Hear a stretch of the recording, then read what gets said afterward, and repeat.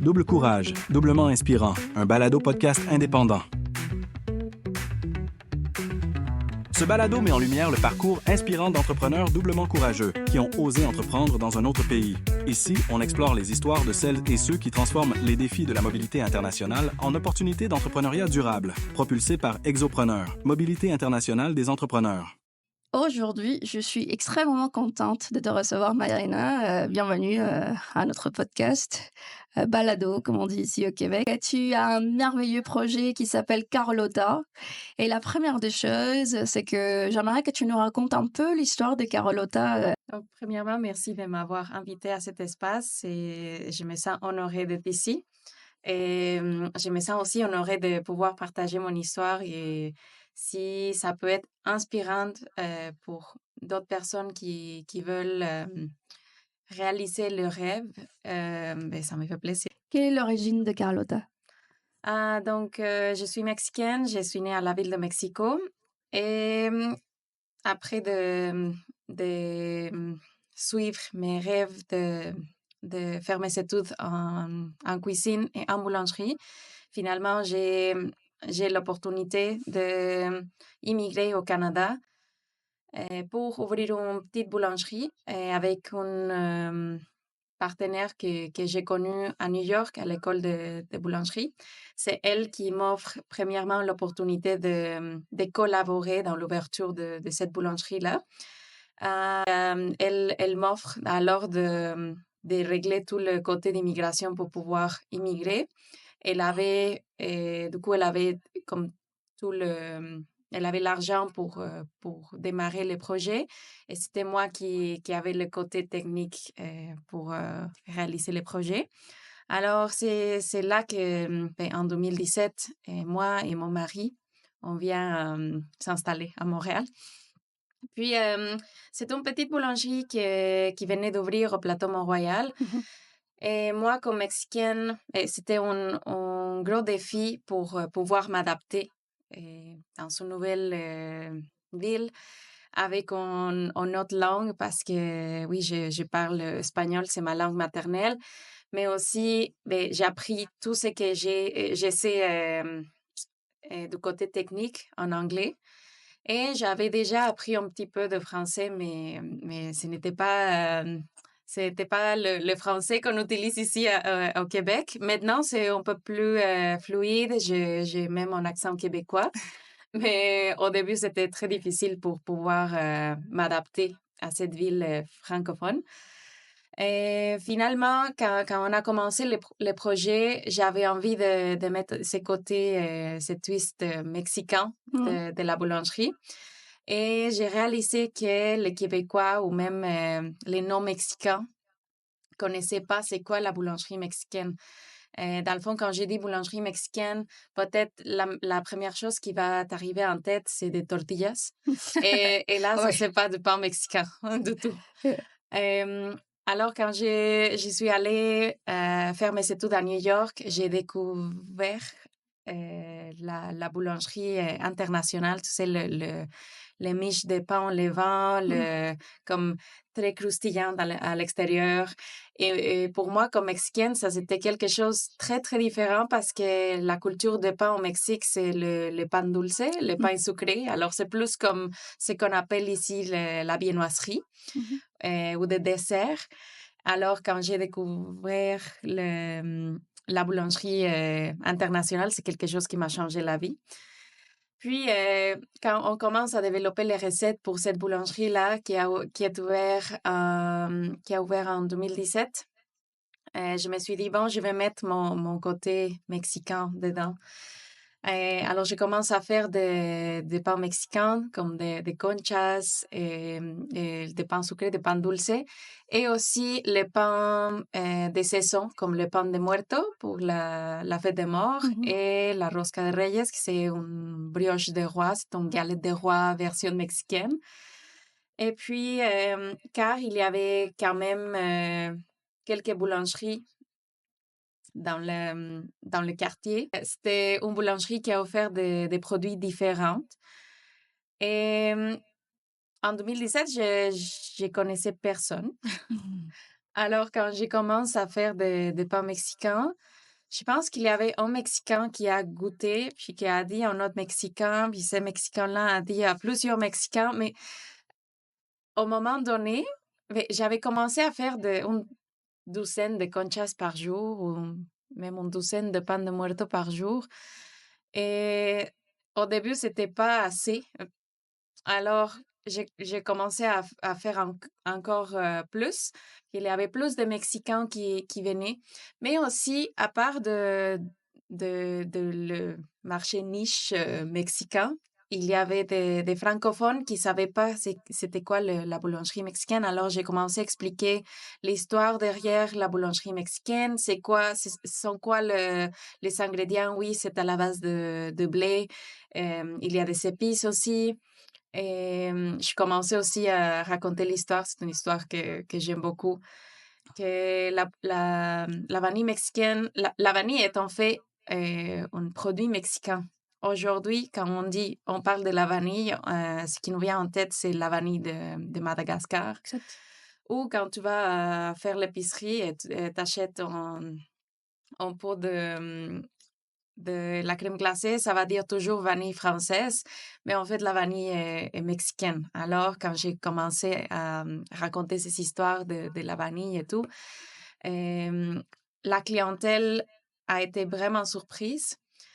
Et puis, c'était un produit différent aussi et très, très bon, de très bonne qualité, avec des produits, des ingrédients de très bonne qualité. Alors, je pense que ça, c'était le début de mon projet aujourd'hui. Finalement, bref, après 3 ans, le projet de cette boulangerie-là a pas réussi, D'accord. et avant la pandémie. Et finalement, mon permis de travail est fini. Alors, C'était un permis de travail de 3 ans? c'était un permis de travail fermé, premièrement pendant 1 an. Oui. Après ça, on l'a renouvelé pendant 2 ans. Mmh. Et au début de la pandémie, c'est fini. D'accord. Et finalement, ma partenaire m'a dit, ben, ça marche pas, et il faut que Il faut prendre une décision difficile. oui, oui, c'est Ouais. ça. Et, et là, j'étais déjà tombée en amour avec Montréal. Depuis le début, j'avais envie de rester. C'est une ville très multiculturelle. C'est une ville qui nous a reçus avec les bras ouverts. Et j'avais aussi trouvé un espace pour me développer professionnellement, pour développer ma créativité, mais aussi pour partager ces côtés culturels que moi, j'avais déjà habité aux États-Unis et j'avais pas senti si accueillie comme ici au Canada, ici à Montréal. Alors, Aux je me suis dit, États-Unis, c'était à New York? à New York, D'accord. oui. Alors ici, quand j'ai dit je suis mexicaine, les gens sont comme ah, je connais le Mexique, je suis allée à la plage, je connais très bien la culture mexicaine, c'est pas. Aux États-Unis, c'était un peu différent. Euh, je sens aussi à Montréal qu'il y a une variété culturelle qui m'a accueillie, c'est ça. Mmh. Alors j'étais déjà tombée en amour avec Montréal et j'étais obligée de trouver une autre façon de rester Mmh. du côté d'immigration. Alors, C'était un beau défi ça. mais oui, bien sûr, bien sûr. Et, alors, j'avais rencontré une amie, cliente aussi, qui achetait le pain dulce ou le pain mexicain pour son café. Mmh. Alors, je l'appelle et je lui dis, ben, je me trouve dans cette situation-là et on ne sait pas quoi faire parce que mon permis de travail est fini.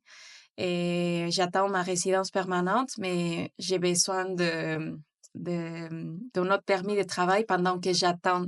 Pour ne pas devoir quitter, j'imagine. Oui, c'est ça. Mmh. Puis c'était au début de la pandémie, alors les Les frontières, frontières, on les était amis. fermés, il n'y avait pas de vol au Mexique, il y avait tous les vols, on Oui, était arrêtés c'était en 2020 alors, au début ouais, de c'était 2020. vraiment printemps, été 2020. OK. Oui, alors il y avait beaucoup d'incertitudes et ben, on ne savait pas quoi faire.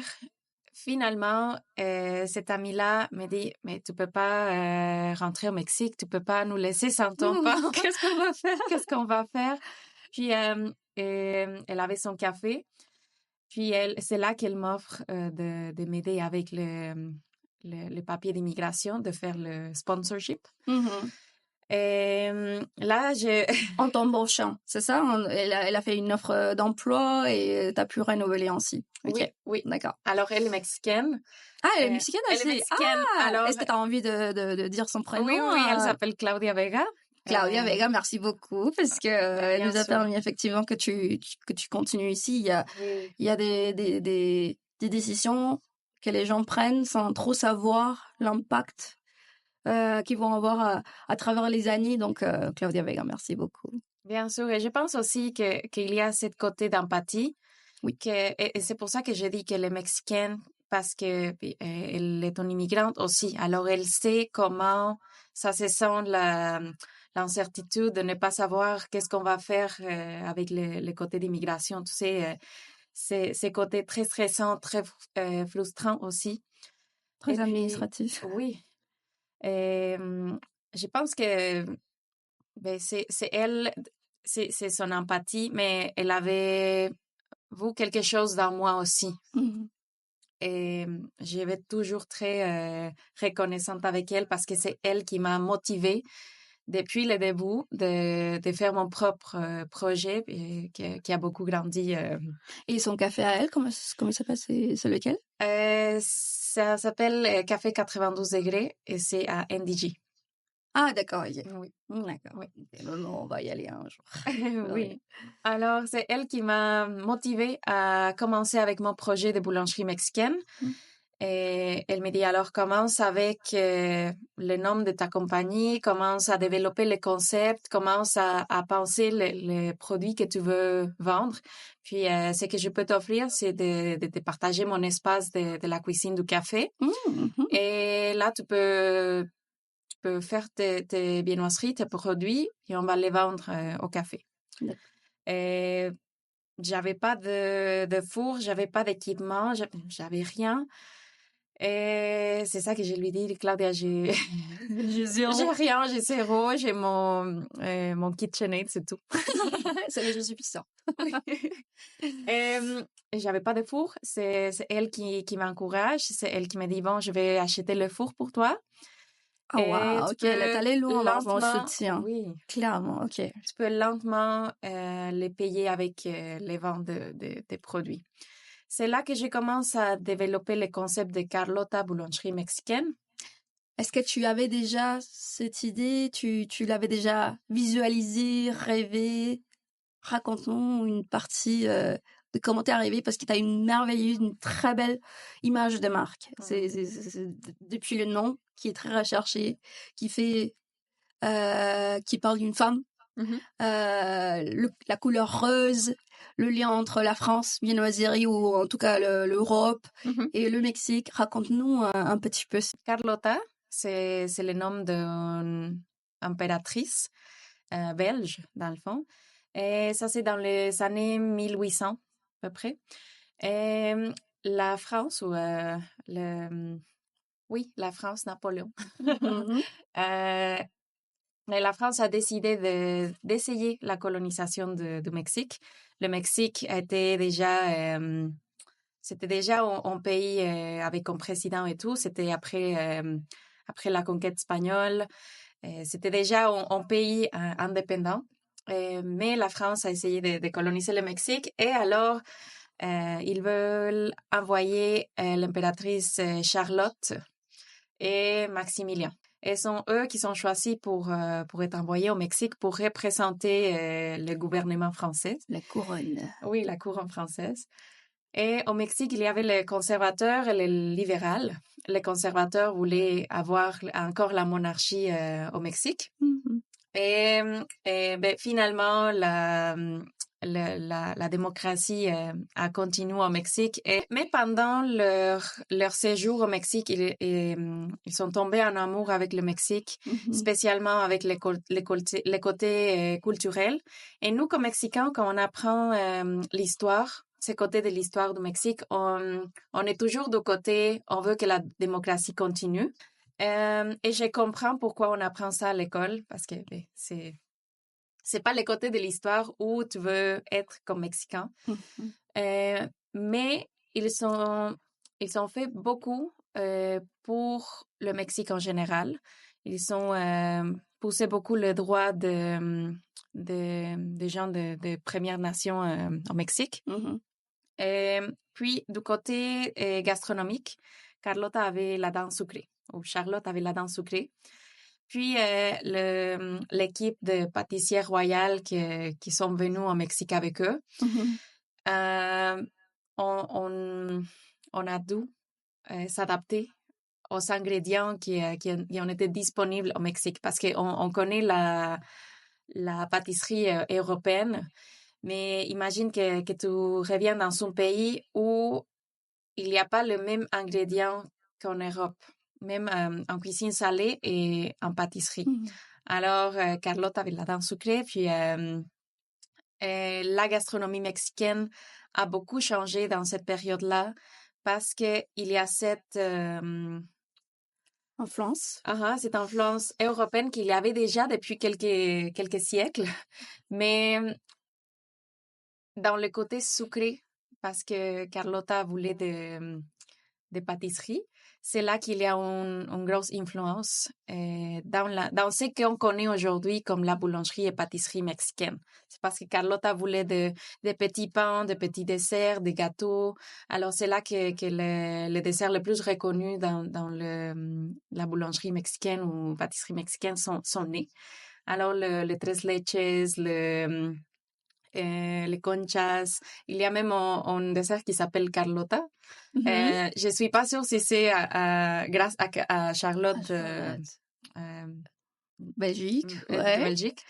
Mais c'est vrai, tu peux nous raconter, la Carlotta, j'ai oublié, c'est composé comment? C'est un gâteau, c'est plus comme une mousse qui autour il y a de biscuits. D'accord. Mhm. Ah oui, ok, il y a à l'intérieur, c'est de la crème. Est-ce que ça avait des fraises? Ça peut être Non. de n'importe quelle saveur, mais... Ah, ok, d'accord. Oui, mais c'est vrai, il est très joli. Et aussi, Charlotte, ou Carlotta, est un personnage qui est très symbolique pour moi parce que quand j'ai rencontré mon mari, lui, il m'a dit que ses parents se sont divorcés quand il avait 12 ans. Puis, à ce moment-là, il croit que l'amour n'existait pas, que ce n'est pas réel. Et il avait 12 ans, quelque chose comme ça. Puis, quand il a 15 ans, il est 15 ans, à l'école, il doit lire le livre Noticias del Imperio de Fernando del Paso. Et là, c'est exactement un livre qui raconte les histoires de cette période-là avec Maximiliano et Carlota. Et finalement, Maximiliano est fusilado. Fusilé, ça se peut. Mais finalement, Benito Juárez, le président, la démocratie a gagné finalement. Alors, Benito Juárez doit tuer Maximiliano. Ouais. Et Charlotte, qui avait beaucoup de pouvoir, est renvoyée en Europe. Et quand Maximiliano est tué, elle sait pas qu'il est déjà mort. Et alors, elle continue à lui écrire des lettres d'amour. Et cette lettre d'amour sont dans le livre et mon mari a commencé à le lire. Et puis, il m'a dit qu'il savait pas si l'amour était vrai, mais quand il commence à lire le lettre d'amour de Carlota à Maximilien, il a dit comme, ah, alors l'amour, c'est pas une invention de capitalisme, ça c'est réel. Et si jamais je sens quelque chose comme ça pour quelqu'un, je vais savoir que c'est la personne à marier. Et alors, c'est lui qui me propose de lui marier au château de Chapultepec, avec la réplique de la bague de mariage que Maximiliano a donnée à Carlota. Alors, il y a beaucoup de symbolisme dans le nom de Carlota, dans le nom de Oui, mon projet. c'est très chargé de symboles. Wow. En plus, c'est une histoire très romantique et très touchante. Ah oui. Alors, et surtout que c'est l'un des rares cas où dans la monarchie ou dans la couronne, il y a le vrai amour. C'est ce que je sais aussi. D'ailleurs, le livre, vous pouvez l'acheter à l'Apso.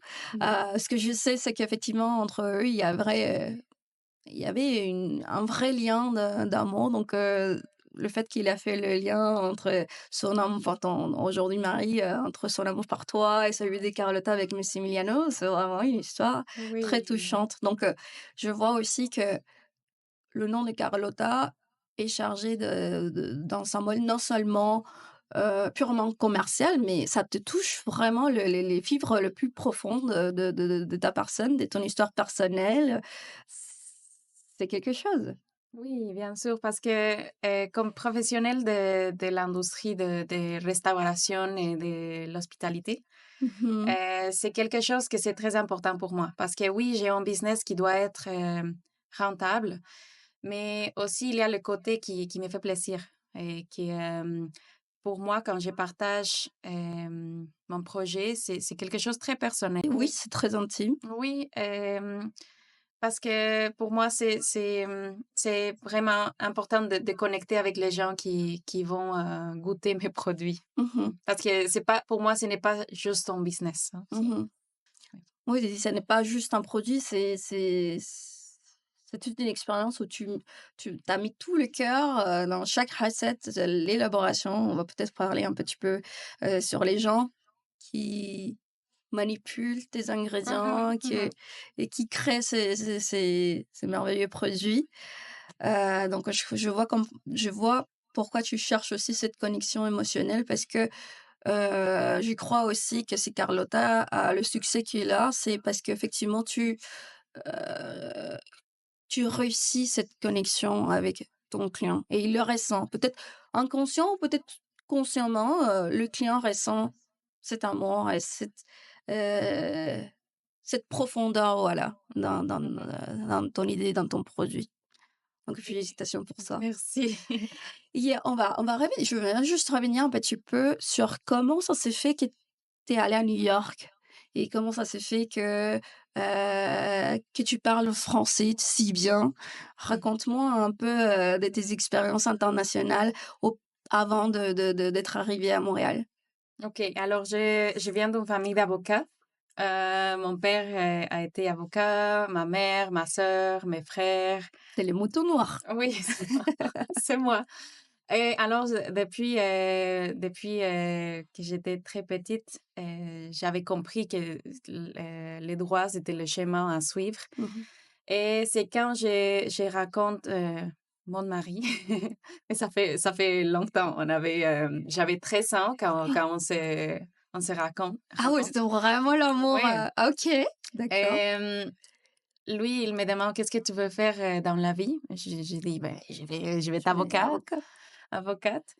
Et c'est lui qui me pose les questions de, mais pourquoi tu dois faire les mêmes choses que ta famille, que tes parents? Et j'ai lui répondu que ben, c'est là, c'était clair. Pourquoi avoir des questions si c'était clair pour moi?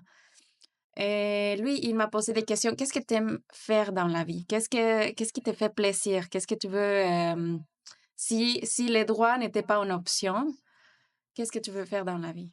J'ai dit, bon, j'aime cuisiner. Oui, j'aime cuisiner pour mes proches, pour ma famille. C'est quelque chose qui me fait plaisir. Mais ça, ce n'est pas une vraie profession. Ça, c'est un passe-temps. Lui, il m'a dit, je pense que tu dois faire, même professionnellement, c'est ce qui te fait plaisir parce que sinon, tu vas pas arriver à être heureuse dans la vie. Et vous aviez quel âge? Ou toi, tu avais quel âge à cette J'avais époque-là? 13 ans. J'avais 13 ans? 13 Ah ans, oui, oui, OK. oui, Mais c'est quand même jeune, oui. pour avoir oui, une conclusion aussi, Oui. importante. Mais c'est lui qui m'a poussée vraiment à suivre ma passion. C'est lui qui m'a un peu réveillée de cette utopie de devenir avocate. Parce que si tu me permets le commentaire, au Mexique, culturellement, les avocats, c'est des professionnels qui sont très valorisés dans la société et malheureusement, l'activité de chef, pâtissier ou cuisinier, c'est pas si valorisé. Donc je comprends pourquoi tu avais un certain, heu Heu, Peur? peur effectivement de peut-être suivre tes rêves parce que encore une fois culturellement au Mexique, c'est pas un schéma Oui. d'une décision facile. Exactement, parce que c'est même les avocats, les docteurs, les architectes, tu sais, toujours ces côtés culturels de tu ne vas pas réussir dans la vie si tu ne deviens pas une de ces professions-là. Et oui, bien sûr. Et j'avais ces peurs aussi parce que mon père était un avocat très reconnu. Puis il a inspiré beaucoup de gens. Alors c'était un peu comme j'ai senti cette pression de d'être comme mes parents, comme Mmh. les 2 parents. Mmh. Mmh. Et alors ou oui, j'ai commencé à cuisiner un peu plus dans la cuisine de chez nous. Salé, sucré, je veux juste te poser la question, est-ce que tu savais depuis le début que c'était la pâtisserie ou tu as découvert ça, au fur et à mesure que tu expérimentais en cuisine? En cuisine en général, pas D'accord. seulement le côté sucré. En fait, j'aime plus le côté salé que le côté, OK, petite sucré. confession de pâtissière. Oui. Et alors, je me suis rendu compte que, la nourriture ou la cuisine va beaucoup plus loin que les 4 murs de la cuisine, hein. Ça va plus, il y a un côté culturel, il y a un côté familial, il y a un côté, des sciences aussi, anthropologique, chimique. Et il y a un côté aussi qui affecte notre environnement. Alors, je me suis rendu compte que oui, si je vais à l'école de cuisine, je vais apprendre comment cuisiner, mais la cuisine va plus loin que ça. Alors, j'avais tellement envie d'apprendre tout ça qui entoure, Qui entoure, qui oui. entoure la gastronomie en général. Et j'avais tellement d'envie d'apprendre tout ça que je me suis dit, je vais pas avoir assez de temps pour tout apprendre. Mmh. Et, alors, je commence à chercher des cours de cuisine. Et au Mexique, tu sais, tu fais ton bac en gastronomie. Mmh. J'avais pas envie d'avoir un bac parce que c'était 4 ans de juste d'apprendre comment cuisiner. Mmh. Et là, je cherchais quelque chose plus. J'avais besoin d'apprendre beaucoup plus de choses que seulement faire de la cuisine. Alors, j'ai trouvé un programme à New York. C'était un programme intensif de 6 mois Mmh. et c'était que de la cuisine. Alors, je me suis dit, bon, je vais avoir plus de temps. Si c'est un programme intensif, je vais avoir plus de temps. Je vais comme sauver 300 pour continuer mes études dans n'importe quelle spécialité de la cuisine. Mmh. Alors, j'ai dit à mon père, j'ai trouvé ce programme-là à New York. Ça coûte exactement la même chose qu'avoir un bac au Mexique, mais Mais en ici, 6 mois. c'est en 6 mois, puis c'est pas un bac, c'est un diplôme. Mmh. Puis mon père était vraiment fâché vers moi parce qu'il m'a dit, tu m'as dit que tu ne veux pas devenir avocate et en plus, tu ne vas pas avoir un bac. C'est ton diplôme. C'est qu'un diplôme. Alors, comment c'est possible? Tu ne vas pas réussir à faire assez d'argent pour vivre. Alors, j'ai trouvé une bourse qui était disponible. Alors, j'ai développé un projet de durabilité alimentaire Mmh. pour la production de fruits et de légumes à la ville de Mexico. Mais ça, c'est avant de partir à New York? Oui, alors je développe ces projets-là Mmh. et quand je présente mon projet à l'école de New York, sont eux Ah qui d'accord. acceptent Ah beh, la bourse. C'était un projet pour leur montrer pourquoi je voulais apprendre à cuisiner, mais aussi pourquoi je croyais que c'était important de considérer que la cuisine va plus loin de ce qu'on mange seulement.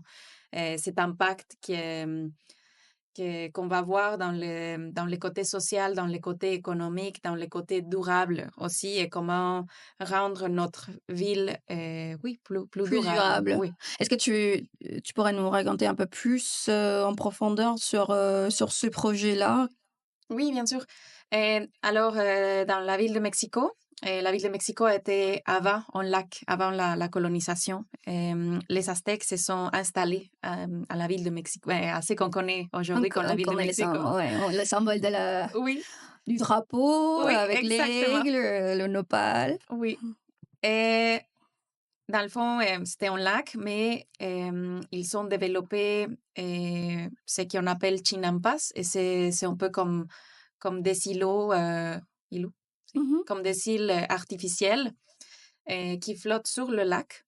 Et puis, la terre est vraiment riche en minéraux et ça va beaucoup aider l'agriculture. Alors, avec les années, le lac a commencé à se sécher et dans la ville de Mexico, maintenant, il y a un petit lac, ou ce qui reste du lac, au sud, s'appelle Xochimilco. Mhm. Et alors, Milko, il y a beaucoup de familles qui sont propriétaires de ce qui reste de cette petite, les îles qui restent Mhm. et qui sont c'est pour l'agriculture. Et maintenant, quand tu vas au marché, ou quand tu fais l'épicerie à la ville de Mexico et tu trouves les pommes et tu vas lire l'étiquette des pommes, ça vient des États-Unis. Il y a des choses qui viennent du Pérou, du Chili, Argentine, etc.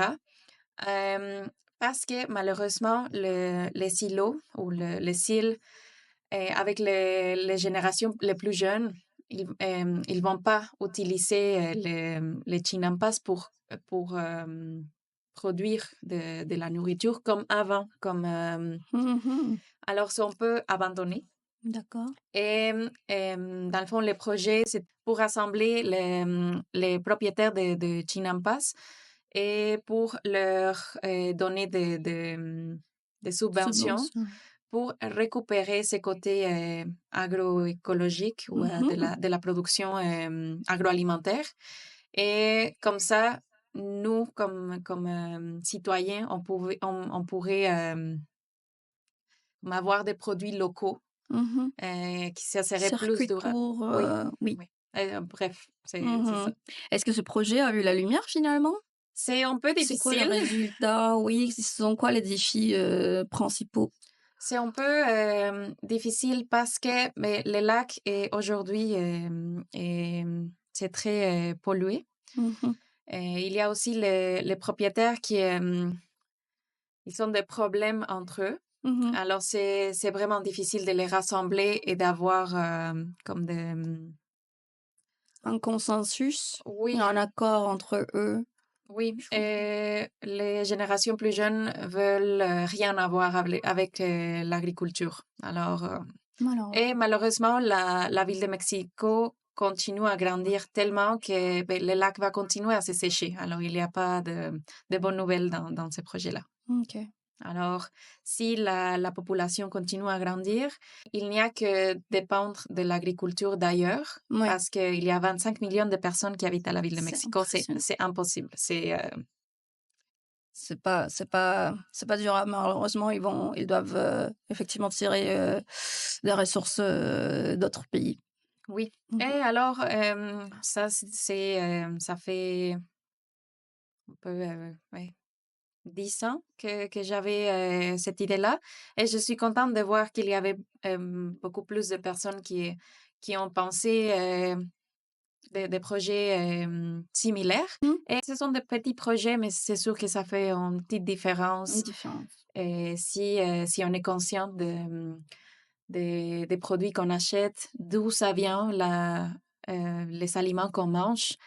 Et peut-être c'est pas beaucoup, mais Mais c'est un beau début, Mhm. et surtout aujourd'hui avec le contexte international, la politique, l'économie, c'est sûr un côté peut-être positif dans tout ça, c'est qu'effectivement nous, on commence à regarder de plus en plus les étiquettes. En tout cas, c'est un phénomène, tu as vu, au Québec, c'est un phénomène qui se passe et que justement je raconte à ma famille à quel point, ici on a une conscience, de plus en plus, présente. Donc c'est ce que je souhaiterais aussi pour mon pays, pour notre pays, qu'on puisse, devenir plus conscient de notre consommation et des gens qu'on bénéficie au retour avec nos actions, avec notre consommation aussi. Exactement. Et Ça, c'est donc, très c'est un important. projet que tu as présenté à New York pour avoir une bourse. Mhm. Et Et bonne finalement, nouvelle. j'ai la bourse. Et c'est là que mon père a dit, ben, je ne veux pas dire Ok. non. Ouais. Parce que c'était pas l'argent vraiment le problème, c'était plus le côté de je veux pas accepter que ma fille Mhm. ne veut pas devenir avocate. Mhm. Mais avec la bourse, c'était comme ah, tu vraiment veux faire ce programme-là, alors Et, et ta maman, dans tout ça, c'était quoi sa position? elle était un peu plus ouverte. Mais Et dubitative, quand même? oui, mais finalement c'était la décision de mon père parce que c'était lui qui devait payer pour le programme. Mais ma mère m'a soutenue beaucoup plus que mon père depuis le début, oui. Mm. Et alors, je je m'installe à New York et je prends un cours de cuisine qui a duré 6 mois. Et en descendant du bâtiment, il y avait toujours au 12e étage, il y avait une échelle avec du pain qui le cours de boulangerie faisait à tous les jours, mais c'était beaucoup, beaucoup de pain. Alors, il était disponible pour le reste des étudiants pour le prendre chez eux. Et c'est là que je découvre le miche de fermentation lente, Mhm. le miche au levain, de différents céréales. Et pour moi, c'est là Le déclic? oui, oui. Et alors, je vois comme la possibilité de prendre le cours. J'ai dit à mon père, j'ai fini le cours de cuisine, mais j'aimerais bien apprendre à faire du pain. Et lui, je pense il a remarqué que j'étais vraiment passionnée Mhm. et que j'avais envie de continuer à apprendre. Mais il m'a dit oui. Ok. Alors, il commence à me soutenir un peu plus dans ma carrière professionnelle Mm. et je prends le cours de boulangerie.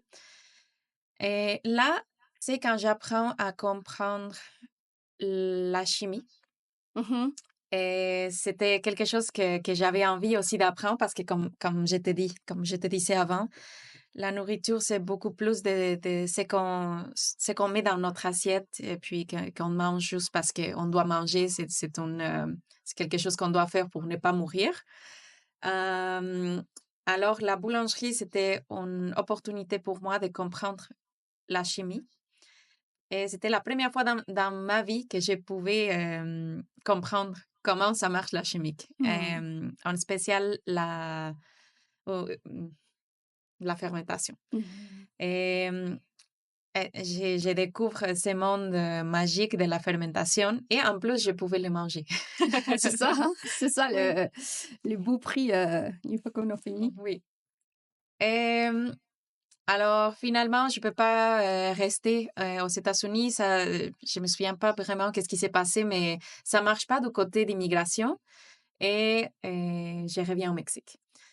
Finalement, au Mexique, j'entends parler de la chef Elena Reigadas, qui a été nommée la meilleure chef femme en 2012 et qui a gagné le prix Veuve Clicquot. Et en fait, j'ai entendu parler d'elle parce qu'il y avait comme le Hall of Fame Mhm. à l'école à New York et je vois sa photo et son prénom. Et elle était à la ville de Mexico. Elle était mexicaine comme moi. Mm. Puis elle avait un restaurant et une boulangerie. Et je me suis dit, bon, ce sont les deux choses que j'aime le plus en ce moment. Et c'était au Mexique, c'est à ma ville natale. Alors, je vais aller de retour et je vais chercher du travail avec elle. Et alors, je vais à Rosetta, qui c'est le restaurant. Et j'avais envie de travailler à la boulangerie. Et Mhm. je pense que c'est elle qui a commencé à faire de très bons pains à la ville de Mexico parce que l'histoire du pain ou de la boulangerie mexicaine a beaucoup changé avec comme l'industrie. Mm. Et de plus en plus, oui, c'est du pain fait à la main, mais il y a des additifs, de saveurs artificielles. Et oui, la technique va être manuelle, mais la boulangerie mexicaine a vécu beaucoup de changements depuis les années 80. Et alors, Elena Reigadas a décidé de faire de très bons pains artisanaux avec fermentation lente, avec fermentation naturelle comme le pulque, ou avec du levain spécifiquement, avec des céréales natives du Mexique comme l'amarante, et aussi du pan dulce. Et justement, à Rosetta, c'est là où on trouve la vinoiserie. Je pense que je l'ai goûté à la goyave. C'est un truc, oui. mon Dieu. Oui. Ouais. Et, finalement, il n'y a pas de place pour moi à la boulangerie, mais il m'offre une place en cuisine. Alors, je me suis dit, Parce bon, qu'elle te voulait vraiment. mais je pense que Elle oui. t'a trouvé quand même à un endroit. Finalement, je reste à Rosetta pendant 3 ans. Et pour moi, c'était un vrai plaisir de pouvoir travailler avec une femme parce que malheureusement, l'industrie de la restauration était toujours... oui, l'industrie de la restauration était toujours guidée par des hommes et il y a beaucoup de violence et de harcèlement sexuel vers les femmes dans les cuisines professionnelles. Et tu sais, quelque chose qui me choque est que les femmes, on était toujours en charge de la cuisine, mais toujours confinées à les sphères domestiques. C'est toujours que les femmes appartiennent en cuisine, mais chez eux, à la maison, toujours. Pas dans son côté professionnel. Alors, pour moi, c'était un vrai plaisir de pouvoir trouver une cuisine guidée par une femme très talentueuse et passionnée, qui avait les mêmes valeurs que moi en cuisine. Alors, je me sentais vraiment identifiée avec elle. Et puis, elle a travaillé avec des producteurs locaux de la Chinampas de Ah, Xochimilco. d'accord, ok. Et c'est à Rosetta que je commence à connaître des petits projets durables. Et aussi, elle fait de la cuisine mexicaine, mais avec des touches internationales qui montrent son chemin culinaire. Alors, je suis tombée en amour avec ça. Et dans cette cuisine-là, oui, j'ai vu de harcèlement avec un de collègues. Et finalement, je partage cette histoire avec la chef, Elena, et c'est elle qui a envoyé l'employé. Elle a décidé de ne pas lui avoir plus dans notre équipe. Je me sentais vraiment touchée par cette situation-là parce que je sais que si j'avais travaillé avec un homme, peut-être la situation aurait été différente. Complètement différente. Oui. Et puis elle m'a dit que pour elle, c'était vraiment important de donner un espace de travail safe. Sécurité pour les femmes qui travaillaient avec elle. Et ça, c'était sa priorité toujours. Elle a une équipe de plus ou moins combien de personnes dans les deux, autant dans les restos que dans la boulangerie? Je pense que mais ça a beaucoup grandi, mais je pense que le restaurant Rosetta et la boulangerie, les boulangeries, en ce moment, elle doit avoir comme 300 employés. Ah oui, Oui. c'est grand. Oui. Ouais. Oui. Et c'est vraiment une fierté qu'une Mexicaine puisse être reconnue au-delà des frontières. En même temps, ce que je dis aussi, un peu triste que nous, en tant que Mexicains, on la connaît pas tant que ça, autant que dans un autre pays, tandis que c'est un entrepreneur avec des valeurs dont tu parlais et qui protège vraiment son équipe. Moi, je trouve c'est une mission qu'il se donne très noble. Quelles autres valeurs tu retrouves dans son équipe qu'aujourd'hui tu mets en pratique ou tu essayes de mettre de l'avant chez Carlotta? Quelque chose que je me souviens beaucoup, c'est qu'elle rentrait en cuisine et on était quand même beaucoup d'employés. Et elle savait tous nos prénoms, tout le temps, tout le temps. Alors, ça me dit qu'elle sait qu'on est des personnes qui a notre propre vie. On a notre propre vie, notre côté personnel, notre côté familial. Et ça, c'était vraiment important pour elle parce qu'elle savait que si l'équipe va bien, la business va bien aussi. Mhm. Alors, ça, c'est quelque chose qui m'a beaucoup touchée. Et aujourd'hui, comment tu mènes ça au sein de Carlotta? Et je trouve que c'est vraiment important de donner d'espace de travail, oui, sécuritaire dans le côté de harcèlement, mais aussi un espace de travail qui donne qui te supporte peut-être, parce que il y a beaucoup d'immigrants qui travaillent avec moi. Je sais que quand tu viens d'arriver dans son pays, il y a beaucoup de défis et que c'est bien et ça réchauffe le cœur de savoir que tu vas avoir une équipe qui comprend qu'est-ce qui se passe parce que si on parle de l'empathie, on sait comment on se sent quand on vient d'arriver dans un nouveau pays. Et quand tu es dans le processus d'apprendre une nouvelle langue, de t'intégrer dans une nouvelle culture, c'est important de te sentir soutenu. Mhm. Et oui, je pense que dans ma propre histoire d'immigration, surtout quand le projet de la boulangerie que je suis venue ouvrir au début est fini et que j'avais tellement d'incertitudes, et que j'ai eu le support de quelqu'un d'autre qui a vécu peut-être la même chose, qui m'a accueilli à partir de l'empathie. C'est ça exactement que je veux donner à mes employés, Mhm. de, de leur donner du support. Est-ce que tu peux nous donner un exemple de quelqu'un, un nouvel arrivant, qu'aujourd'hui, que tu l'as accueilli au sein de Carlotta et qu'aujourd'hui, tu vois que Carlotta et tes valeurs et tout ce que ton empathie a eu un vrai impact dans sa vie, qu'aujourd'hui, peut-être, la personne, elle se sent vraiment, intégrée en société, autant professionnelle que personnelle. Tu as Oui, envie de raconter quelques histoires? oui. Alors, par exemple, les nouvelles arrivantes vont commencer avec la francisation.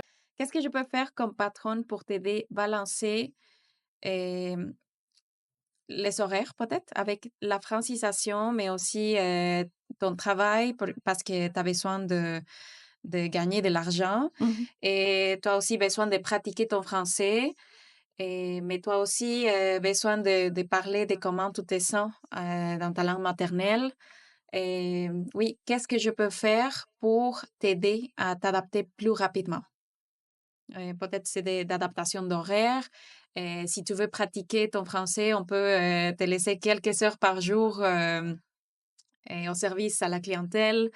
Oui, qu'est-ce que je peux faire pour t'aider? Mhm. C'est vraiment noble. Mhm. Je Mais je c'est suis ça qu'on a besoin. particulièrement ouais, c'est particulièrement, attirant. C'est cette partie justement de responsabilité sociale que tu te donnes pour servir de base, il fait avoir un impact non seulement au niveau personnel, parce que la personne, elle va se sentir bien, elle va se sentir accueillie, elle va se sentir, dans un contexte connu. Probablement, tu as beaucoup de personnes, latinas, je sais pas si mexicains ou de d'autres pays latino-américains, mais aussi tu rends service à la société québécoise en facilitant cette intégration. Parce que justement, la société québécoise, ce qu'elle veut, c'est que les personnes s'intègrent le plus rapidement possible. Et oui, effectivement, ça va au Québec, en tout cas, ça va être le fait de parler français qui va être euh, le déclencheur ou la partie la plus importante pour ensuite accéder à d'autres services ou tout simplement sentir part de tout ce que signifie de devenir ou être québécois. Parce qu'il y a des Québécois qui sont nés ici, il y a d'autres Qui devient québécois. Québécois qui sont devenus québécois par adoption. Donc, Mhm, exactement. québécois de cœur.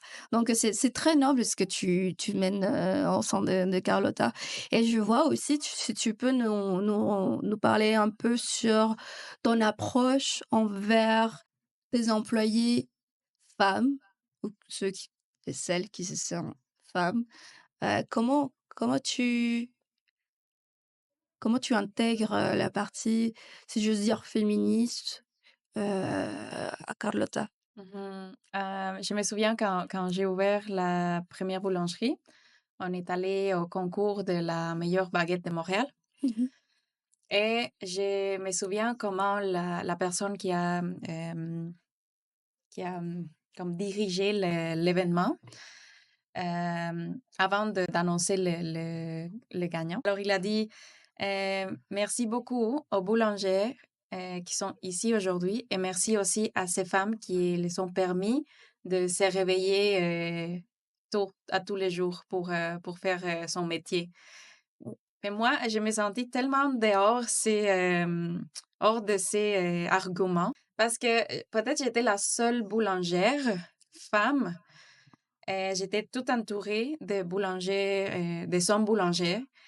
Et le seul crédit référé aux femmes dans ce qu'il a dit, c'était merci aux femmes de ces boulangères pour leur permettre de se lever tôt le matin. C'était comme... Et oui, historiquement, le métier de boulanger était toujours dédié aux hommes. Et je me suis rendu compte qu'il n'y avait pas beaucoup de boulangères. Euh, et aussi, je me suis rendu compte que comme femme immigrante mexicaine boulangère, c'est quelque chose ce n'est pas normal pour beaucoup de monde. Mmh. C'est quelque chose qui va briser des stéréotypes. Mmh. Et ça qui me choque beaucoup, c'est qu'à Carlota, la cuisine est ouverte et tu peux voir toute l'équipe en train de travailler. Et j'entends beaucoup les clients quand ils rentrent, ils sont comme «Oh, regarde, ils sont toutes des femmes». Mmh. Est-ce que c'est une coïncidence ou c'est voulu? Je pense que oui, il y avait c'était mon souhait d'être entourée de femmes, de les encourager à se développer professionnellement en cuisine. Mais il y a aussi beaucoup de femmes qui nous cherchent pour rejoindre l'équipe, plus que des hommes. Je ne sais pas si... ça, c'est pas de mon côté. Je vous Mmh. jure que je pense que j'ai fait une équipe qui se sent sécuritaire et que ça va encourager d'autres femmes à vouloir rentrer dans notre équipe de travail. Mmh. Et alors, c'est ça, je sais que si c'était une équipe seulement avec que des hommes, les clients, quand ils rentrent, ils diraient rien. Mmh. C'est juste parce que c'est surprenant de rentrer et de voir seulement que Que des des femmes. femmes. Mais si c'était à l'envers, il y aurait aucune surprise. Ouais. Mhm. C'est un peu limite, enfin, on est content d'aujourd'hui pouvoir proposer quelque chose qui surprend, mais en même temps, c'est même un peu triste que justement que ça surprend. C'est une ambivalence parce que ça devrait pas être une surprise, un environnement où il y a que des femmes, où il y a où on a la parité homme-femme. Mhm. Et mais c'est vrai que, comme tu le dis, dans l'industrie de la restauration, dans l'industrie de tout simplement dans la Mhm. restauration, l'alimentaire, c'est beaucoup plus des hommes. Donc ça surprend le moment où on rentre. Effectivement, tu as ta cuisine, on peut voir les gens qui travaillent, on peut voir aussi une équipe mixte, bien intégrée. C'est sûr que ça surprend, mais ça surprend pour du bien. Et je suis Mhm. certaine que beaucoup de tes clients sont des clients parce que tu as ce côté euh, responsable envers ton équipe et encore une fois envers la société. Donc, c'est très noble et ouvrir ce genre d'espace, on a vraiment besoin de plus d'entrepreneurs comme toi qui ouvrent des espaces sécuritaires parce que je pense que c'est ça le mot-clé. Oui, c'est ça, parce que les petits changements doivent être faits, même si on pense que c'est trop petit, euh, il faut faire le changement, sinon il n'y a pas Sinon, d'espoir. on va rester pareil. Mhm. En même temps, Ouais. c'est pas des petits changements ce que tu mènes, c'est des grands changements. Heu, Quels sont les défis les plus importants en tant qu'entrepreneur dans un nouveau pays? Dans ton cas, ça a été quoi le plus difficile? Quels sont les préjugés que tu avais en tant qu'entrepreneur? Tu es arrivé ici et tu te dis: «Ah ça me surprend» ou ça je tentais pas». Mhm.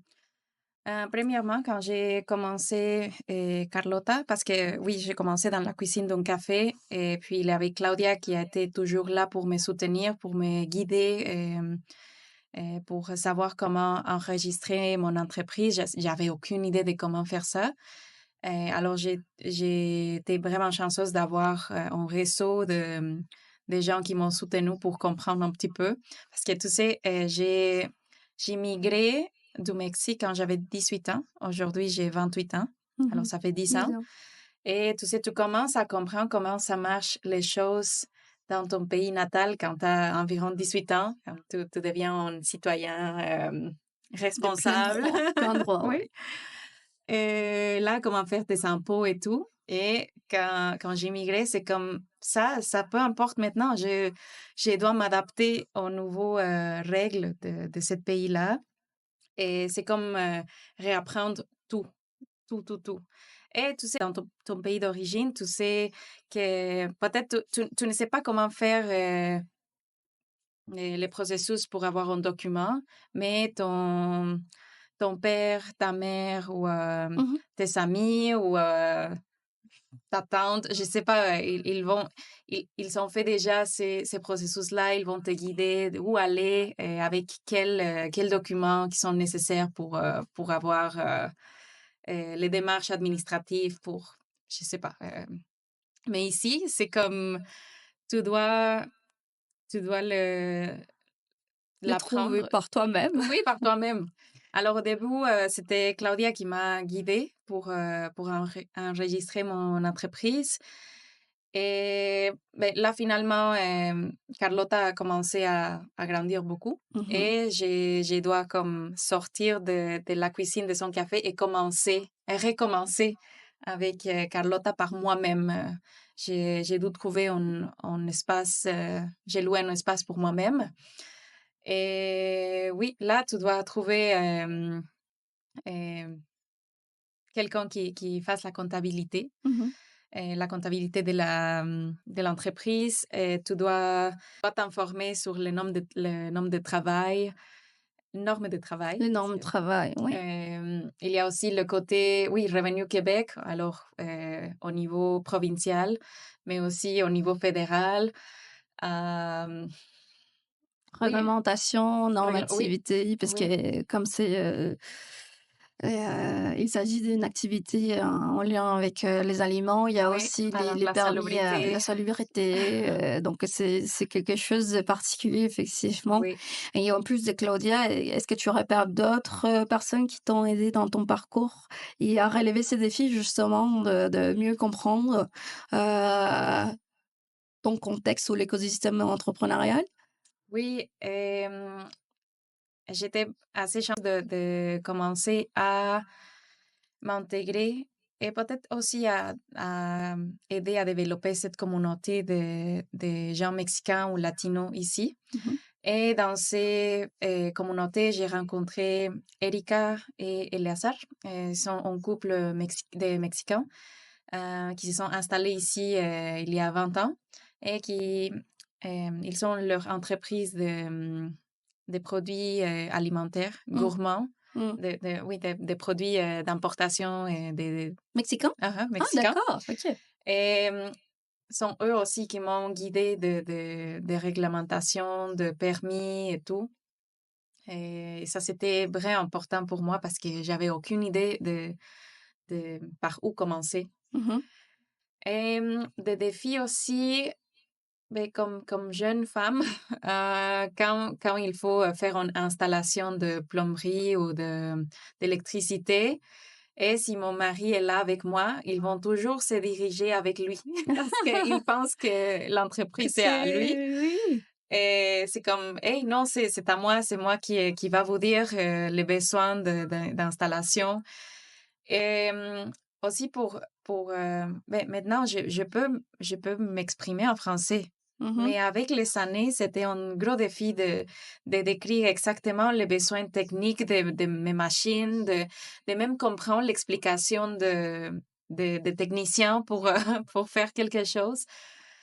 Oh, oui, ça c'est un peu difficile parce que je pense en espagnol et je dois traduire les besoins en français. Mhm. Peut-être je connais pas les termes Technique. techniques. Puis oui, ça c'était un des plus grands défis. Et oui, aussi, je vois que beaucoup de gens me regardent comme une femme boulangère mexicaine. Alors c'est comme, mais comment boulangère mexicaine? Parce que le pain est français et il y a surtout des boulangères hommes. Alors comment t'es mexicain? Comment est-ce que tu parles trois langues? Comme si j'étais incapable de... Des fois, je sens quelque chose comme ça, mais il faut toujours comme rester concentré dans mes projets et on peut ignorer Ouais. ces côtés-là qui est pas très, très Très, beau. très agréable, Oui. ouais. Bah, c'est parce que tu fais des choses différentes. Mhm. Quand les gens font des choses différentes, c'est sûr que ça réveille comme de la curiosité et on se pose des questions. Mais quoi? Mais la viennoiserie, ça vient d'Europe. Toi, en tant que Mexicaine, qu'est-ce que t'en Ah, sais? ah. Donc, ouais, je comprends. Et, euh, et quelque chose qui t'a surpris pour de bien, que tu t'es dit, ah ouais, là, ça, c'est une différence culturelle ou même d'affaires entre le Mexique et le Québec ou le Canada.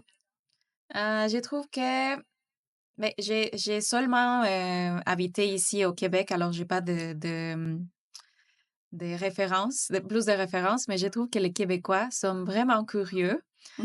et vraiment ouverts à goûter des choses qui viennent d'autres pays, d'autres cultures. Et au Mexique, on est un peu plus orgueilleux avec Mmh. notre culture alimentaire. Et on est comme, non, la nourriture mexicaine est la meilleure et c'est tout, hein. Et ici au Québec, je vois les gens qui aiment beaucoup de saveurs, beaucoup d'épices, qui sont ouverts à goûter des choses différentes. Même le Et piquant. même le piquant, peut-être pas Ça beaucoup, ça fait un mais peu peur quand même, hein? oui. Euh, mais je trouve cette multiculturalité très inspirante. Mmh. C'est quelque chose qui m'a surprise. Aussi parce que je peux comparer quand j'habitais aux États-Unis, c'est très, très différent. Euh, et je vois aussi beaucoup de support pour les gens entrepreneurs. Et oui, je pourrais dire ça. Parce que je vois que tu as fait un parcours programme consulaire de l'entrepreneuriat pour les Mexicaines. Ah oui. C'était quoi? Raconte-moi et comment ça t'a ouvert les portes pour, je sais pas si démarrer ou croître ton projet? Mais en fait, ce programme a été créé pour encourager les femmes immigrantes à ouvrir sa propre business. Ça te donne les bases dès zéro Mmh. pour pouvoir démarrer ton entreprise. Alors, j'ai commencé le programme et je me suis rendu compte que mon projet avait déjà comme plus de structure. Mmh. Alors, c'est ça, ça m'a aidé peut-être ça m'a poussé à continuer avec le projet et de me dire, je suis prête à ouvrir les portes de ma boulangerie. Parce qu'avant, c'était Mmh. surtout la vente en ligne ou la vente à différents cafés. Mmh. Et j'avais un peu peur d'ouvrir ma propre boutique. Et je me sentais pas prête du tout. Et quand j'ai pris le cours, je me suis rendu compte que j'avais plus que nécessaire Mmh. pour ouvrir.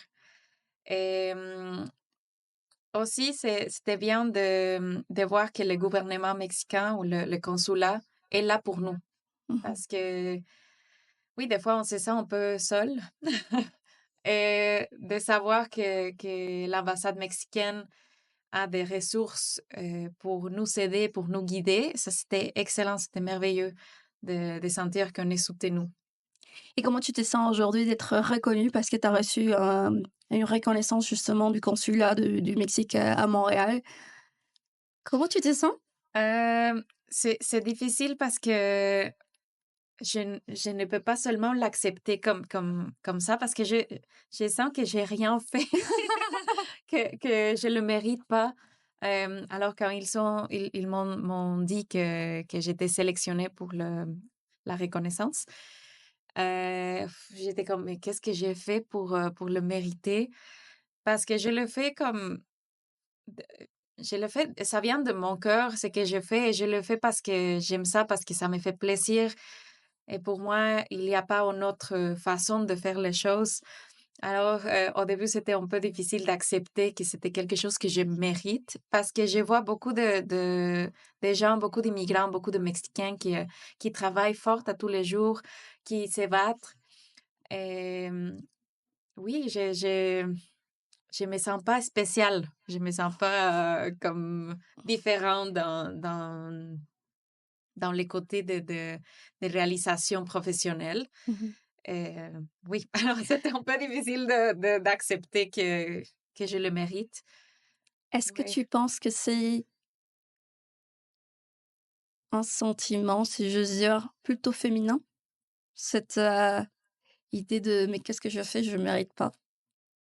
Oui, oui, Et comment tu surmontes, cette, parce que j'imagine, tu as reçu la reconnaissance, le prix et tu as mis un petit discours, j'imagine? Et raconte-moi qu'est-ce que tu sentais? Qu'est-ce qui passait dans ton cœur, dans ton esprit? oui, je vais te faire une petite confession. J'avais de la misère à faire le discours parce que j'ai senti que je ne le méritais pas. Alors, ça m'a pris.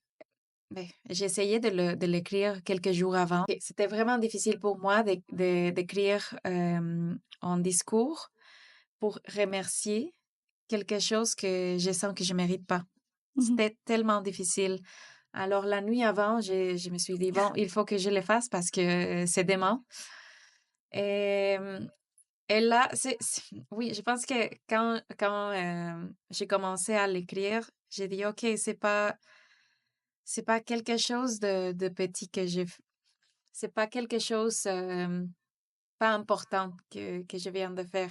C'est très important de reconnaître que de construire en communauté, de partager les côtés plus beaux de notre culture. Ça, c'est quelque chose parce que c'est qu'on entend parler dans les nouvelles, avec les politiques, avec les temps politiques on vit présentement. C'est un défi de briser les stéréotypes de notre pays. Mmh. Et c'est, je trouve beaucoup de courage dans ma profession pour pouvoir représenter toutes les choses que je me sens fière de mon pays, et surtout dans la culture alimentaire. Et oui, je me suis rendu compte que oui, il y a aussi des gens qui travaillent fort à tous les jours, mais que peut-être ils vont pas représenter notre culture si ouvertement dans leur espace de travail. Je sais pas Mmh. si ça Oui, veut dire ça a aussi? complètement du sens. Il y a pas que ça, il y a aussi les valeurs, avec lesquelles tu opères et sous lesquelles tu as décidé de bâtir ton entreprise. Parce que avoir avoir une entreprise, déjà, c'est pas pour tout le monde, c'est pas tout le monde qui l'a.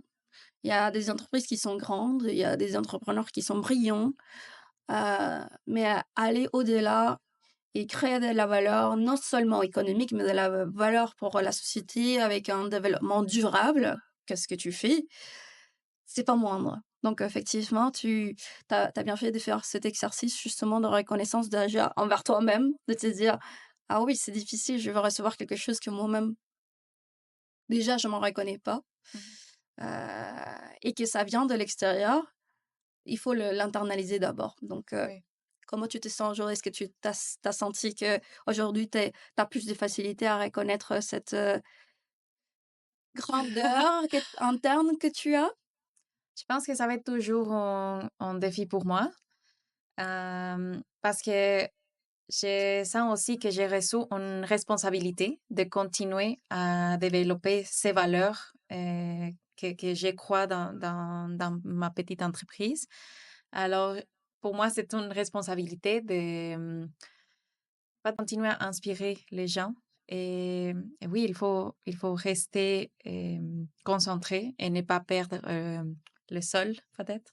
Oui. Alors, c'est important pour moi oui, d'être plus reconnaissante, d'être plus gentil avec moi. Mhm. Et oui, de continuer avec la mission que c'est de représenter le Mexique et de grandir notre belle communauté. Et surtout à l'âge que tu as. T'es un jeune entrepreneur international. C'est impressionnant ce que tu as déjà surmonté comme défi, construit. Tu parles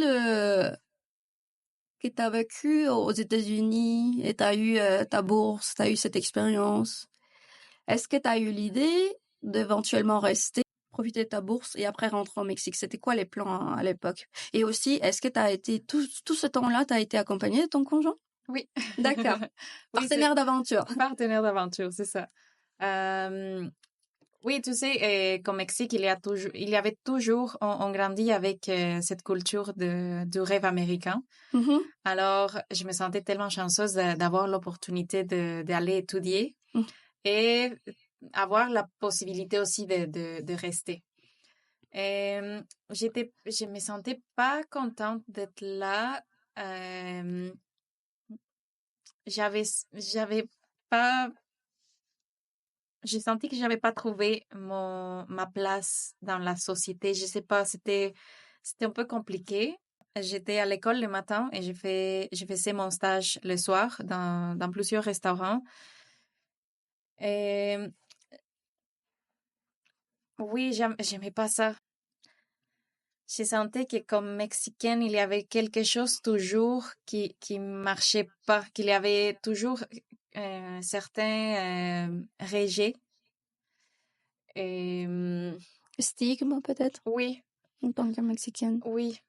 Et Même à aussi, New York, en sachant que c'est la ville la plus multiculturelle du monde. Même à New York, tu t'es sentie comme ça. oui, surtout parce que dans un restaurant, j'étais la seule Mexicaine en cuisine et le Mexicain qui travaillait là-bas, c'était toujours pour la vaisselle. Mhm. Et Plongeur. plongeur, oui. Et au moment donné, quand on avait notre petite pause pour manger, les cuisiniers ne voulaient pas s'asseoir avec moi. Et ben, j'avais toujours ces sortes d'empathie vers les plongeurs, alors j'étais toujours avec eux Mhm. et ils partageaient leur histoire d'immigration et tout. Mais je sentais toujours comme cette séparation. Je me sentais toujours comme, t'as pas le droit de t'asseoir avec nous Mhm. pour manger. Et tu vas toujours rester avec... Ta petite communauté Oui, mexicaine. oui. Mais c'est un symbole très puissant parce que ça parle à quel point il faut faire tomber trop de murs pour pouvoir se sentir intégré. C'est ce que je crois comprendre. Oui, surtout parce que je comprends très bien que j'ai immigré à partir de privilèges, parce que c'est moi qui ai choisi de le faire, c'est moi qui ai choisi de le faire de cette façon. Et je viens pas d'une guerre, je viens pas d'un contexte de violence qui m'a poussé à immigrer. Alors j'ai immigré parce que j'ai choisi d'aller étudier à l'étranger. Hum, Et pour la société, je pense qu'il n'y a pas de différence des Mhm. fois. Tu vas être toujours immigrante et alors ça veut dire que tu vas rentrer dans cette société de la même façon parce que tu n'es pas né ici. Mhm. Ça, c'est Il y a ça une que je claire sentais. différence Oui, entre les locales. Et là, on parle uniquement des États-Unis, ou en tout cas oui, de oui, New oui. York. Ben, c'est ça que j'ai senti. Parce qu'ici, tu te sens, quand tu es arrivé, est-ce que tu t'es senti depuis le début, pas forcément intégré, mais bien reçu, bien accueilli? C'est quoi qui a fait des petits détails? C'est quoi qui t'a fait sentir euh, avec un accueil bienveillant? La curiosité par mon pays. Et je sens aussi ce rapprochement parce que beaucoup de Canadiens vont au Mexique pour passer les vacances ou pour passer l'hiver canadien là-bas. Ouais. Euh, et que c'est cette convivialité parce qu'ils sont plus ouverts à découvrir notre culture Mhm. et les stéréotypes que les États-Unis nous a donnés à partir ça fait quelques années avec on sait qui. Au mieux ne pas le mentionner.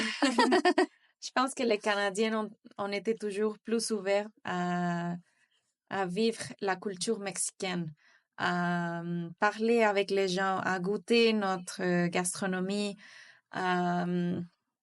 oui, juste à avoir une expérience complètement différente que seulement la plage et c'est tout. Je pense que c'est ça. Est-ce que tu peux dire un moment où tu te dis, ah oui, maintenant je suis québécoise par adoption? Oui, surtout la fin de semaine passée. Ah, très récent en plus. On est allé à une cabane à sucre à Trois-Rivières. Puis, on était en train de payer. Puis, la personne qui était là en charge de paiement m'a demandé si j'étais mexicaine. J'ai dit oui, mais ça fait quelques années qu'on habite au Québec. Puis, elle m'a répondu, ah, vous êtes québécois alors? J'étais vraiment touchée par ça. C'est la première fois que... Parce que tu es considérée maintenant québécoise.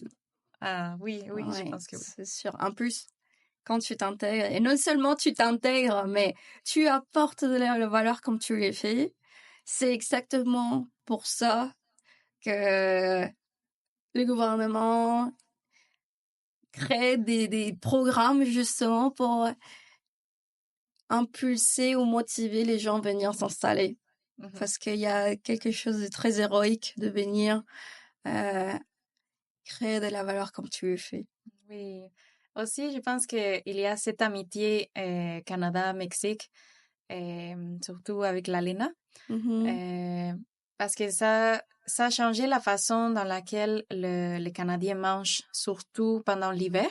Et il y a beaucoup de travailleurs saisonniers qui viennent travailler aux fermes, qui viennent faire l'agriculture et tout ce qu'on mange au Québec, c'est produit par des immigrants pendant quelques saisons, mais je pense qu'il y a cette amitié ou cette synergie. Oui, justement, l'autre jour, j'étais dans une conférence de Desjardins et on parlait de comment Desjardins soutient les travailleurs saisonniers en les aidant à ouvrir leur compte parce que c'est des gens certains d'entre eux ne savent pas écrire. Oh. Donc, c'est très compliqué de bancariser ces gens.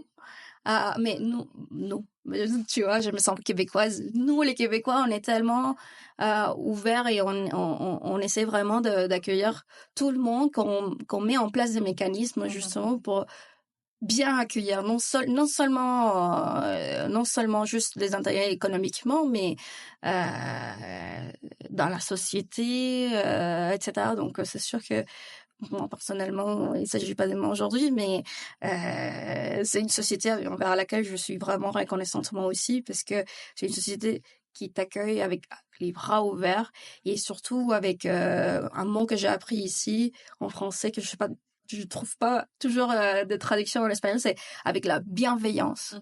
C'est un peuple bienveillant. Et ce qui est beau aussi, c'est que nous, en tant qu'immigrants, on a envie aussi de faire la même chose, d'ouvrir les chemins, tel que comme d'autres personnes ont ouvert le chemin pour nous, on a aussi envie d'aider les autres à que c'est bien de s'installer. On va donner autant on peut pour les faire sentir comme chez soi. C'est notre deuxième maison, donc et on a l'espace, on a tout pour partager ici. Quels sont les défis qui viennent pour toi, pour Carlotta? Tu sais, pour moi, il y a le terme, le salaire. Pour moi, oui, il y a le salaire économique. Et dernièrement, j'ai dû apprendre la signification du salaire émotionnel. Parce que, comme je t'ai dit, oui, mon entreprise doit être rentable, mais ce qui est plus important pour moi, c'est le salaire émotionnel. Comment mon projet me fait sentir. Alors, comme entrepreneur, on doit établir les limites pour prendre soin de nous-mêmes, prendre soin de notre entreprise parce que c'est ce qu'on veut partager avec notre communauté. Et aussi aussi le salaire émotionnel de nos employés, de nos collaborateurs. Pas seulement le côté rentable, parce que la rentabilité pour moi, c'est ça, c'est aussi le salaire émotionnel. Mhm. Alors, si l'équipe va pas bien, la business va pas bien. Et alors ça, c'est vraiment facile pour moi. Pour moi, c'est facile de le faire pour les autres. Mais pour moi, il faut que je mange bien, que je dors bien, que je prenne soin de moi-même. Parce que sans moi, mais ça peut pas marcher non plus. Alors ça, c'est le plus gros défi pour moi, de prendre soin de moi, de ma santé, et de ma santé de façon intégrale, parce que c'est pas seulement la santé physique. Et ça fait seulement 2 ans que je viens d'ouvrir la boutique. Alors, ça fait pas longtemps. Oui, j'ai commencé avec Carlotta depuis 2020, mais ça fait seulement 2 ans que j'ai commencé avec la boutique que tu as visitée. Mhm. Et des fois, j'ai plein d'idées, j'ai plein d'énergie pour faire, pour faire grandir mon entreprise. J'aimerais bien avoir plus comme un café, côté restaurant, Mhm. brunch, tout ça. Mhm. Mais l'espace que j'ai en ce moment, c'est très petit parce que je l'ai commencé comme... Juste un comptoir. oui, Mhm. alors j'aimerais bien grandir et je dois me souvenir que il faut être patiente et il faut faire les choses avec, oui, avec le cœur, mais aussi avec la mentalité d'être rentable dans les côtés émotionnels et les côtés économiques. J'ai pris un cours d'anthropologie alimentaire parce que aussi je me suis rendu compte que comme immigrante, on devient ambassadeur de notre propre culture et aussi si je fais un produit qui est un peu méconnu hors du Mexique, c'est la boulangerie mexicaine, j'avais la responsabilité de répondre des questions et d'éduquer les gens qui ne connaissent pas notre culture comme on la connaît, parce que pour nous, c'est normal. Hein. Mhm. Et aussi, je me suis rendu compte que la boulangerie, ça touche notre côté nostalgique comme immigrante. Et tu sais, ça me fait plaisir quand il y a un client qui vient à la boulangerie puis me dit, ça fait 20 ans que j'habite au Québec et j'ai jamais retourné au Mexique. Je suis jamais retournée au Mexique et maintenant, quand je mange ce petit pain-là, tu m'as fait mes souvenirs de mon enfance et ça fait vraiment 20 ans que je goûtais pas quelque chose comme ça. Pour moi, ça c'est la meilleure chose au monde parce que je sais que le côté nostalgique comme immigrante, c'est quelque chose de très spécial parce que ça nous donne des souvenirs de la famille, de nos êtres chers qu'on a quittés. Mhm. Et puis que c'est une façon de se souvenir de notre processus d'adaptation. Alors, la nourriture va être toujours là pour nous, pour réveiller nos souvenirs les plus profonds. Et c'est pour ça que je pense que l'anthropologie alimentaire va nous répondre beaucoup de questions sur notre identité. Et par exemple, le pan de muerto qu'on mange pour la fête des morts. Tu sais que la fête des morts est une journée très spéciale pour nous les Mexicains parce que c'est une journée où on se souvient des personnes qui sont déjà décédées. Puis, ces jours-là, on va faire des hôtels de mort avec des photos, avec de la nourriture que nos êtres chers ont bien aimé. Et aussi, on va manger le pain de mort, que c'est un pain offert à nos êtres chers. Et c'est un pain que, pour moi, personnellement, j'adore ce pain-là. Et si j'habite dans un autre pays, dans une autre ville, je veux sûrement partager ces souvenirs avec ma communauté, Mhm. mais aussi d'inviter les non-mexicains à se rejoindre dans cette tradition-là qui est très, très belle. Et alors, la cuisine à Carlotta est ouverte, c'est une cuisine ouverte, et comme ça, tu peux voir travailler les boulangères Et tu peux leur poser des questions, tu peux voir comment le pain est fait. Mais j'avais décidé d'avoir la cuisine ouverte parce que c'est très important l'éducation, c'est très important pour moi. Et pour moi, c'est très important aussi de partager le savoir-faire. Parce que ce qui me donne beaucoup de passion dans la vie, je vais partager ça avec les gens qui veulent apprendre à faire du pain. C'est une façon de rapprocher la communauté à la culture mexicaine.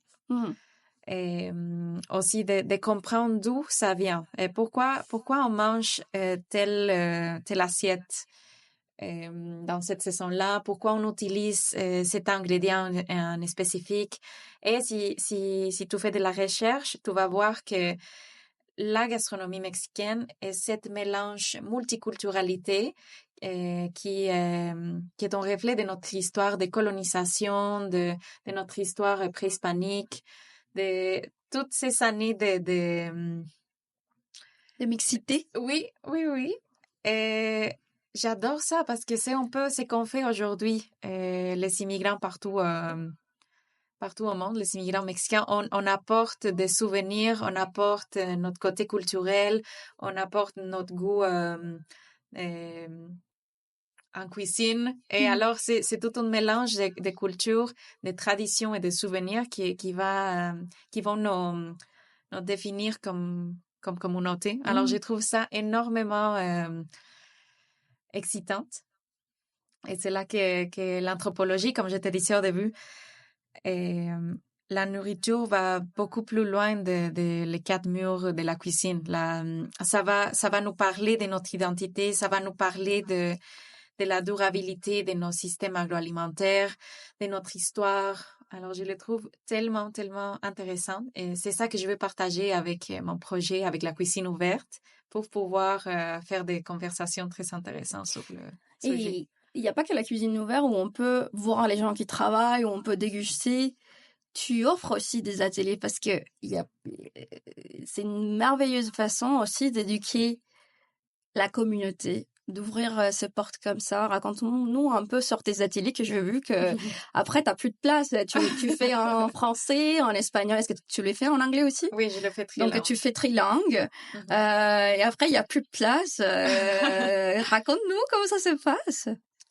Donc, quand je suis arrivée à Montréal, je me suis rendu compte aussi que les gens qui font de la cuisine et qui peut-être ouvrent des restaurants mexicains, ils vont pas avoir nécessairement le savoir-faire ou les connaissances professionnelles. On va toujours faire de la cuisine à partir de la nostalgie. Alors, moi, comme professionnelle, je me suis dit, bon, si on veut manger telle assiette ou tel plat traditionnel mexicain, il faut savoir le faire. Et c'est ça, je veux partager le savoir-faire.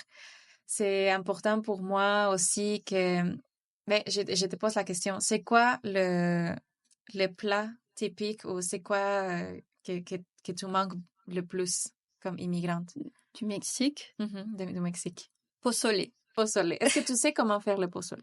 Non, il n'y a que ma maman. OK. T'aimerais apprendre comment le faire? Clairement. Parce que sinon, si tu as envie de manger de pozole, tu dois aller le chercher ailleurs.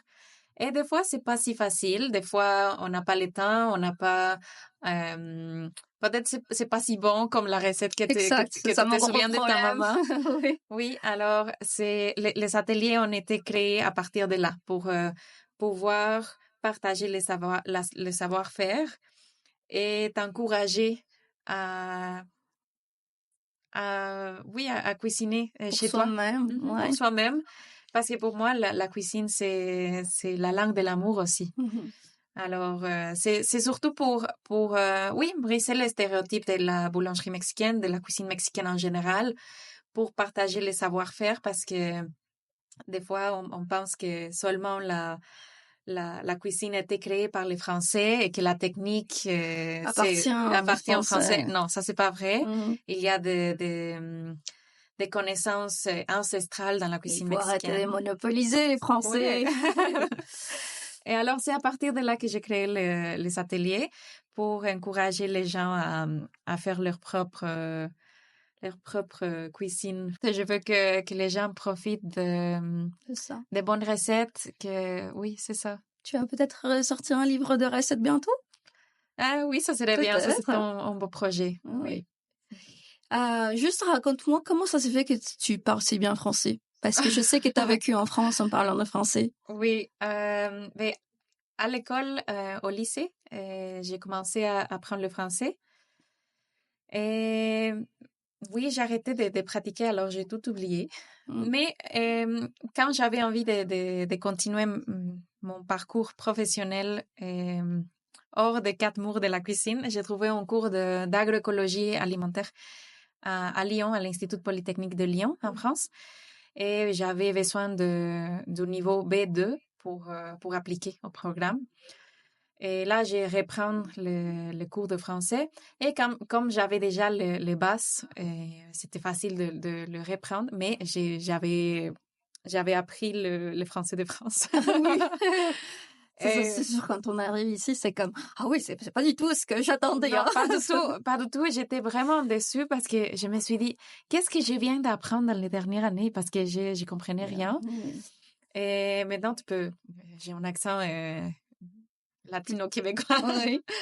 Mais oui, c'est ça. C'est ça. Ça fait quelques années que j'ai appris le français avant d'immigrer au T'as Canada. vécu combien de temps à Lyon? C'était seulement pendant l'été. C'était en été. Oui, c'était en été. Mais c'est très bien. C'est très bien, enfin, en français, parce que t'es arrivé avec des bases, mais c'est sûr qu'avoir un B2, c'est un très beau niveau. Je veux dire, la plupart des Oui. programmes d'immigration, par exemple, ils se font avec un B2. Oui. Donc, c'est très, très bien. Pour bientôt finir, quelle serait ta recommandation pour quelqu'un qui hésite à s'élancer en affaires en tant qu'immigrant? Il faut savoir d'abord que ça va être un gros défi. Vraiment un gros défi parce que honnêtement, des fois, j'ai dit qu'est-ce que je fais? C'est tellement fatigant, c'est tellement... ça va te demander beaucoup de ton énergie, de ton temps. Et si t'aimes pas ce que tu fais, si t'es pas passionné, tu vas être découragé très, très facilement. Oui, il y a aussi... Depuis le début, il y a le défi d'être entrepreneur. Mais si là, on ajoute qu'on doit... On ne connaît pas exactement les démarches administratives de beaucoup de choses dans son business, là, c'est trop, c'est beaucoup. Alors, si tu n'es pas passionné, si tu n'aimes vraiment pas ça, sache que sûrement tu vas te décourager très facilement et...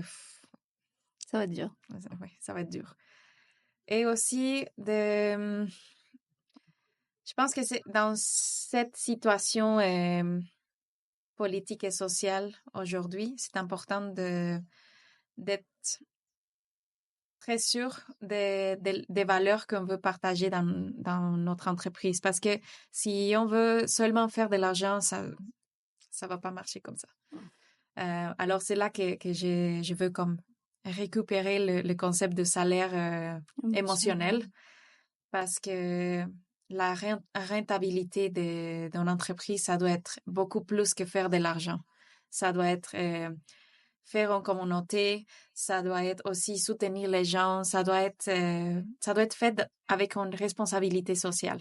Parce que c'est ça, pour moi, ça c'est la rentabilité. Clairement. Et en parlant de communauté, j'ai 2 petites surprises pour toi. Dorénavant ou aujourd'hui, je vais te donner la bienvenue à la communauté d'Exopreneurs.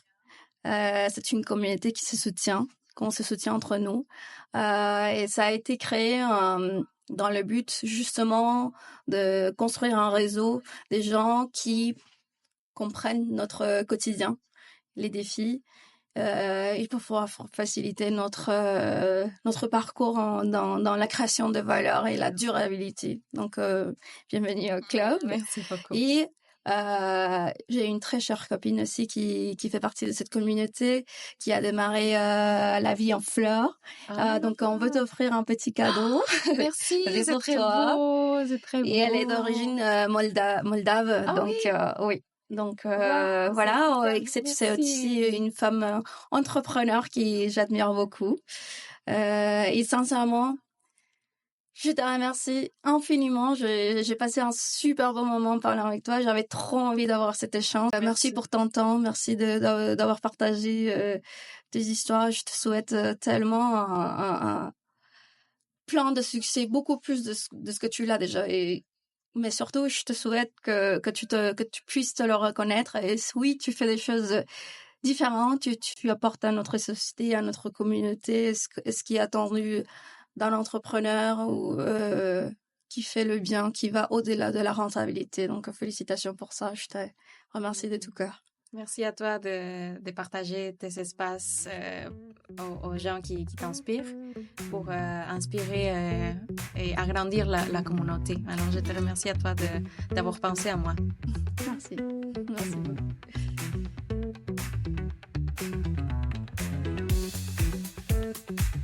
Vous venez d'écouter Double Courage, un balado-podcast propulsé par Exopreneur. Un immense merci à nos commanditaires. La Vie en Fleurs Montréal, fondée par Diana Babi, exopreneur originaire de Moldavie, Poveda, fondée par Juliana Poveda, exopreneur originaire de la Colombie, et Lapso, librairie café indépendante au Mexique, engagée pour la culture et la communauté. Si cet épisode vous a inspiré, pensez à vous abonner, à le partager ou à nous laisser un mot. À très bientôt dans un prochain épisode.